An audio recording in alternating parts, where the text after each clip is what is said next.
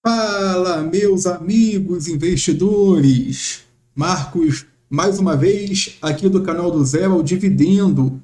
E hoje eu quero falar do Fundo Imobiliário VGHF11, que é um fundo que compõe a minha carteira de ativos. Vou falar no detalhe os principais indicadores, os principais recados do gestor para os cotistas, a tese de investimento e ao final desse vídeo nós vamos concluir se vale a pena ou não continuar investindo no VGHF11, tá certo? Mas antes de falarmos sobre o conteúdo, eu gostaria de pedir humildemente que você curtisse esse conteúdo, deixasse aqui abaixo o seu comentário e compartilhasse esse vídeo com o máximo de pessoas possíveis, tá certo? Porque isso ajuda no crescimento do canal. Então, falando aqui um pouquinho do VGHF11, né? É um fundo da Valora, atualmente está sendo negociado a R$ 7,00 na cotação, né, de mercado, paga um dividend yield anualizado de 13,71%, está com PVP de 0,81, apresenta cerca de 3 milhões, né, de negociação diária, né, a liquidez, apresenta aqui uma variação positiva nos últimos 12 meses, mas a cota vem sofrendo um pouquinho. Quando a gente dá uma olhada aqui, ó, ela vem caindo gradativamente, tá certo? O fundo ele pagou 7 centavos por cota de último rendimento, apresenta o valor patrimonial de R$ 8,68, mas está sendo negociado a R$ 7,00, por isso esse desconto, né? O fundo apresenta cerca de 164.721.672 cotas no mercado e um patrimônio, né, de 1,43 bilhões. É um fundo de papel do tipo hedge fund. Aqui embaixo mostra os seus últimos, né, dividendos pagos. Percebe que o fundo ele diminui aqui, né, ao longo dos meses o percentual de dividendo pago, diminui aqui também o percentual em dinheiro, né, de valor pago, saiu aqui de 10,9 centavos para 7 centavos, né, de dividendo por mês. E o seu último relatório, eu gosto de vir aqui no Investidor 10, né, foi postado no dia 1 de 4 de 2026, o último relatório, que é esse aqui. Eu já fiz aqui algumas ponderações, né?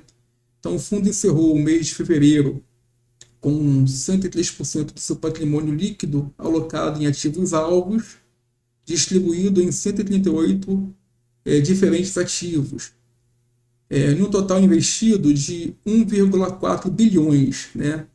Que é o patrimônio do fundo.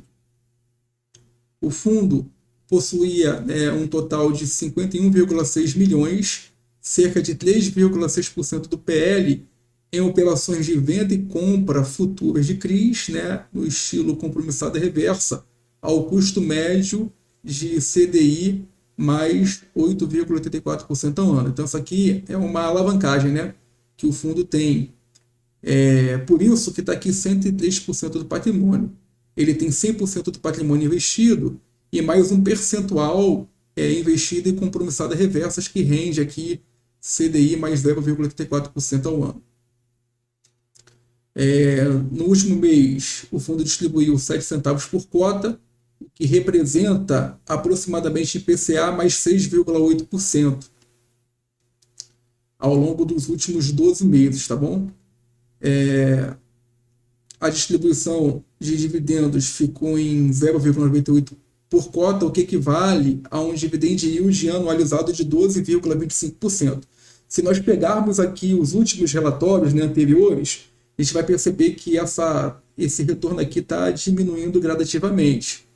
Isso tem um motivo, tá, pessoal? Daqui a pouco a gente vai ver a estratégia de investimento do fundo. Ele trocou um pouquinho a sua estratégia. O que equivale aqui, ó, a IPCA mais 7,6%. Durante o mês de janeiro, a cota patrimonial do fundo sofreu uma variação negativa de 0,2% por cota. Ou seja, né, ele deve ter desfeito de alguns ativos ou feito compras, né? E aí eu sofri essa desvalorização. Ele cita aqui que em função da abertura da curva NTNB, porém o IFIX apresentou uma alta de 1,32%. Durante o mês, as carteira valor, né, sofreu venda líquida de 2,9 milhões. Então a carteira valor ela passou a se representar 52,7% do total de ativo do fundo, enquanto a carteira renda ela passou a representar 47,3%. A carteira valor ela sofreu uma diminuição de 52,7% para 52,9%, e a carteira renda sofreu um aumento de 47,1% para 47,3%. O fundo ele tem essas duas modalidades, né? Carteira renda e carteira valor. Uma tem foco na renda mensal e outra tem foco em crescimento. E uma coisa importante aqui que o relatório traz, né? Porque muita gente fala que o VGHF mudou a sua estratégia. Na verdade, não. O fundo ele não mudou. Ele tem várias estratégias de investimento. Ele pode investir em ações imobiliárias, debêntures imobiliárias, participação em SPEs, que é a Sociedade de Propósito Específico. Ele pode investir em FIP, FIA imobiliários, né? CEPAC, cotas de fundos imobiliários, CRIs, FIDICs, letras hipotecárias, letras imobiliárias, entre outros ativos, né, financeiros, o fundo pode investir. O fundo ele cobra uma taxa de gestão de 0,97% ao ano sobre o patrimônio líquido do fundo, com um valor mínimo mensal de 10 mil e uma taxa de performance de 20% sobre o que exceder do IPCA mais a média anualizada. Aqui nesse slide traz como que está distribuído, né, os ativos, né, que no relatório fala, né, 138 ativos diferentes. Então aqui com relação aos CRIs, todos eles estão listados aqui. Aí eu deixei aqui em verdinho as concentrações. Por exemplo, nesse fundo Scala Data Center, nessa primeira linha, o fundo já tem 2,32% do patrimônio alocado nesse CRI. E quando a gente olha aqui mais embaixo, ó, tem aqui também o Scala. Então, somado mais 0,28, dá um total de 2,60% do patrimônio líquido investido nesse fundo Scala Data Center. Tem aqui também o Manhattan, o Helbor. São concentrações que o fundo tem e que nós precisamos ter cuidado, né? Principalmente esse aqui do Scala, que a dívida, o custo da dívida é muito alto, IPCA mais 9,50%. Esse aqui também, o Matarazzo. Então a chance de ter um calote é muito grande, como aconteceu aqui, ó, com o caso de inadimplência na carteira de crédito, o Crisalina, continua marcados como zerados, porque eram fundos cujo a taxa, né, os juros da dívida era muito alto. Então a chance de ficar inadimplente é muito grande. Olha, você realiza aqui, ó, IPCA mais 10%, o custo da dívida, né, do caso do credor é muito alto. Então a chance de não pagar é grande, tá, pessoal? Porém, o retorno é alto, né?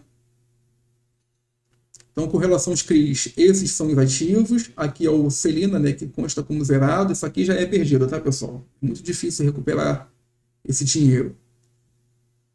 FIDICs, né? Aqui em CRIs, o fundo tem 26,15% do patrimônio total alocado em CRIs, tá? Já em FIDICs, 1,04% do patrimônio total está em FIDIC, que é fazendo um total de 14,9 bilhões. Em fundos imobiliários, aí é que está aqui, não é uma mudança de estratégia, né, mas é um redirecionamento na estratégia. Se a gente comparar os relatórios passados, não tinham essa quantidade muito grande de fundos imobiliários. O VGHF11 está se tornando praticamente um FOF. Olha aqui, 60,85% do patrimônio está alocado em fundos imobiliários. Tá? Fundos imobiliários de alta qualidade, tá? Que são os fundos listados na Bolsa, e fundos que não tem nem código de ativos, tá vendo? Esse aqui, o fundo ele está investindo neles pensando em ganho de capital com a valorização, tá? Isso aqui pode acontecer uma valorização, como também não pode, tá bom, pessoal? E aqui, ó, muito alta a taxa, né? 60% do patrimônio está alocado aqui nos fundos imobiliários, ou seja, o fundo se tornou praticamente um FOF. E aí aqui tem um agravante, né? Que é o pagamento de taxa de gestão para esses fundos. Então a gente vai pagando taxa de gestão para esse fundo aqui e taxa de gestão para o VGHF11, somos cobrados 2 vezes.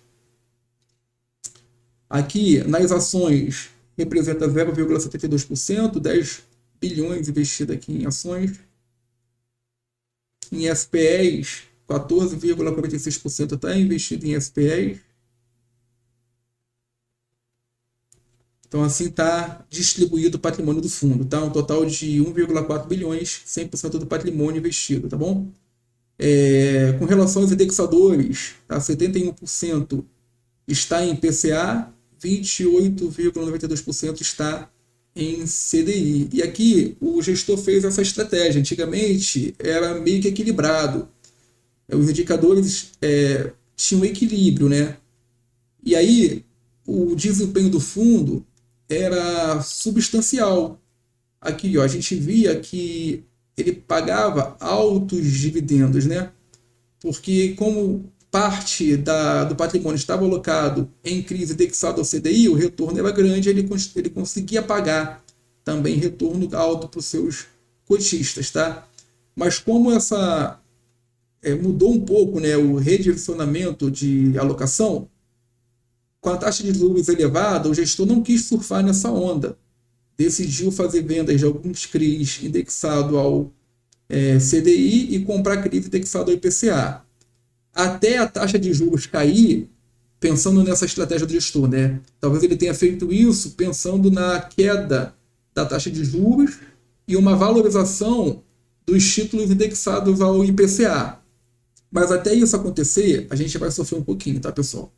Esse é o problema de fundos, né, que tem essa característica aqui, ó, onde ele pode investir, né, em vários tipos de ativo. O gestor ele pode brincar aqui, né?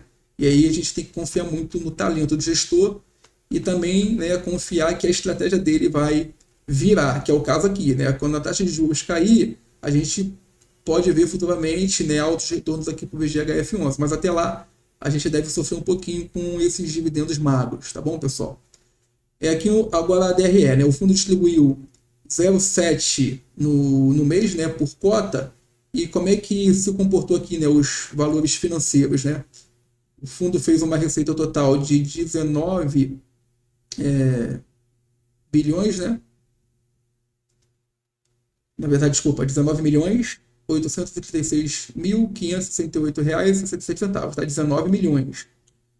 Esses 19 milhões, como que eles foram compostos, né? Dos CRIs, 7 milhões, lembrando que o mês de fevereiro teve menos dias, né, de úteis, né, então ele rendeu menos mesmo. FDICs, 58 mil. A receita vindo dos fundos imobiliários, 11 milhões. Lembrando que o fundo agora está se tornando praticamente um FOF, tá vendo? A gente até vê aqui, ó, o quanto a receita praticamente dobrou vinda dos fundos imobiliários, né? As ações, 21 milhões, SPEs, 695 milhões. Aqui também mostra uma boa capacidade de negociação, né, de dívidas em atraso, então foram 6 milhões praticamente aqui de negociações, né, de CRIs, né, aqui em fundos imobiliários, compra e venda, né.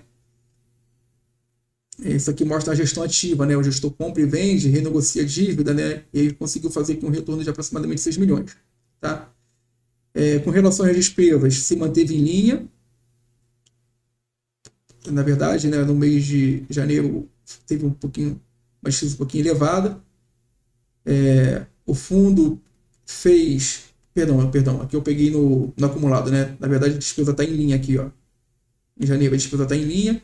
Um fundo fez um resultado passivo de ser distribuído de 11,1 milhões, mas distribuiu 11,5, usou um pouquinho do caixa para distribuir os 7 centavos por cota. Aqui os dias úteis, ó, de fevereiro foi um pouquinho menor, esse resultado distribuído equivale a um dividend yield anualizado de 11,80%, ou no IPCA 6,76%. Tá? O fundo apresenta um caixa de 2 milhões aproximadamente, o que equivale a 0,1%, desculpa, 0,1 centavos por cota que pode ser distribuído no futuro. Descendo aqui um pouquinho mais, vem as alocações, né? Por estratégia e por patrimônio líquido, né?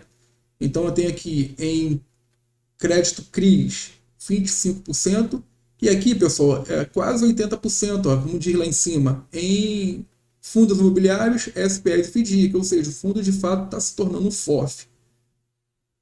Aqui por ativo, né, você percebe, ó, 23% estão em CRIs.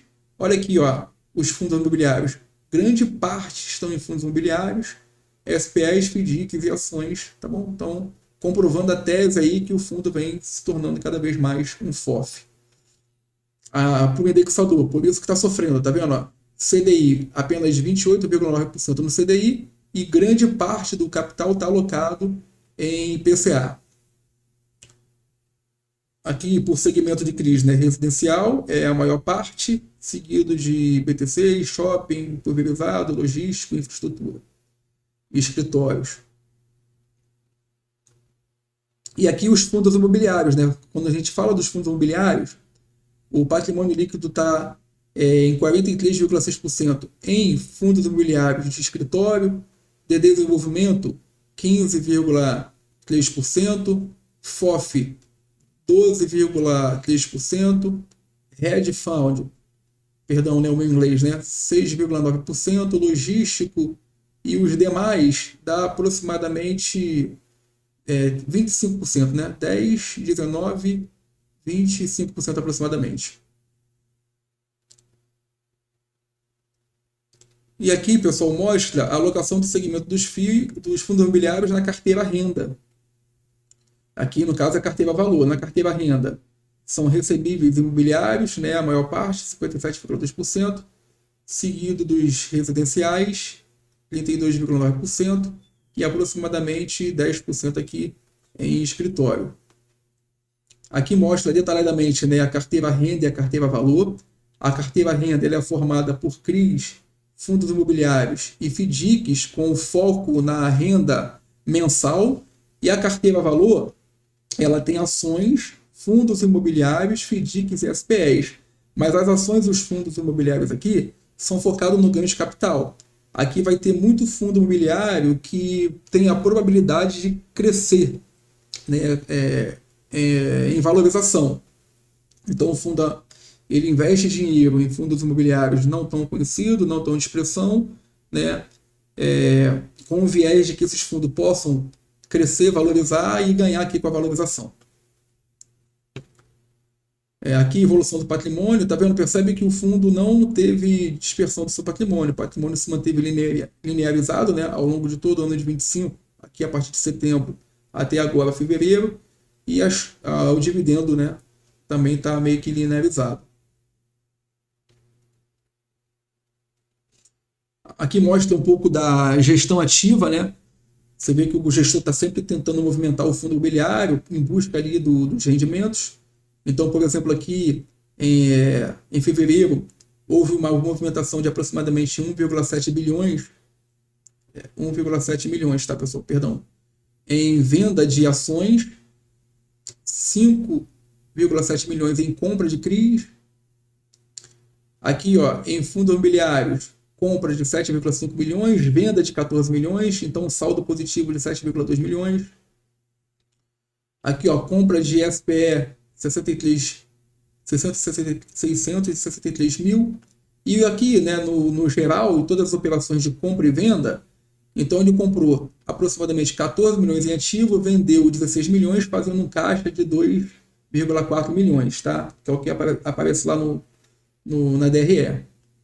E aqui um pouco, né, dos seus ativos, tá? Que o fundo possui detalhadamente, tá bom? Preparei um outro material aqui, pessoal, eu gosto de fazer isso. Aqui é uma análise mais rápida aqui, né? Para a gente poder pensar um pouco. Então o VGHF11 ele tem 406.957 cotistas, né? Será que ele é o queridinho da bolsa? é uma barganha ou é uma armadilha, né? Com essa quantidade toda de cotista. Mas se vocês perceberem, diminuiu bastante, tá? Muito por conta da movimentação que o gestor tem feito no fundo. Sobretudo, essa compra de muitos fundos imobiliários, se tornando praticamente o FOF, o mercado não gosta muito disso, né? E também a retirada dos CRIs indexados ao CDI para comprar CRIs indexados ao PCA. Então caiu muito aqui o número de cotistas, né? Por isso que eu coloquei, né? É uma barganha ou é uma armadilha, né? Pra você pensar, tá? A cota patrimonial ela está em 8,73, né? R$ 8,73, mas a cota de mercado está R$ 7,22, é um desconto de 17%, um PVP de 0,82, então também é um caso a se pensar. Por que está tão descontado? Né? Se o patrimônio aqui não mudou, tá vendo? O patrimônio continua linearizado. Por que esse desconto? É muito provável por conta dessa redirecionamento, né, do método de alocação, tá? Saindo do CDI, indo para IPCA, tentando buscar essa valorização, comprando muitos fundos imobiliários, se tornando um FOF praticamente. Então, tudo isso o mercado vai antecipando esses movimentos, né, e vai saindo um pouco do fundo imobiliário. Né? Mas lembrando aqui, ó, que o fundo não mudou o seu patrimônio. O patrimônio, né, a cota patrimonial continua linearizada. Tá? É uma maquininha, né, de 0,7, né, 7 centavos todo mês. Tá? Percebe que o fundo vem pagando, né, 7 centavos todo mês, né, caiu bastante, né. Essa queda pode ser por conta da mesma filosofia de análise, né, essa reestratégia de gestão, né. O fundo apresenta a carteira renda e a carteira valor. A carteira renda tem foco em renda previsível, né. Aqui estão os CRIs e os fundos imobiliários focados em yield para a segurança da carteira. E aqui na carteira valor tá as ações, os SPEs e os FIIs, tá vendo? Ó? Subprecificado, ou seja, compra de fundos imobiliários barato, pensando que esses fundos vão se valorizar para ganhar no ganho de capital. O fundo ele tem 103% do seu patrimônio líquido alocado em ativo.